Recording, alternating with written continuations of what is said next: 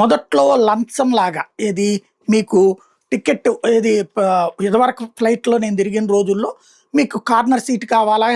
Window seat కావాలా? ఎక్కడ seat అని అడిగేవాళ్ళు. ఏ డబ్బులు ఎక్స్‌ట్రా ఉండేది కాదు. అడిగి తీసుకునేవాళ్ళు. ఫస్ట్ వెళ్ళినోళ్ళకి ఫస్ట్ ఆ ఫెసిలిటీ ఉండేది. ఆ తర్వాత ఆన్‌లైన్ పెట్టారు.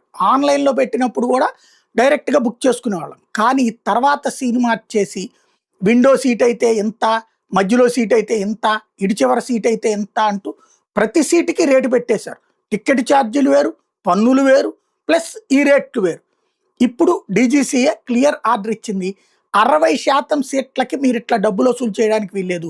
40% వసూలు చేసుకోవచ్చు. అంటే 40% అంటే కిటికీ పక్కన ఉండేటటువంటి సీట్లకి ఫ్రంట్ సీటు వరకు ఈ చాయిస్ ఉంటుందన్నమాట. అంతవరకు అనుమతిచ్చారు. అదైనా దోపిడీనే. అసలు అది కూడా ఫస్ట్ కమ్ ఫస్ట్ బేస్డ్ మీద ఉండాలి తప్పించి ఈ వ్యవస్థ కూడా కరెక్ట్ కాదు.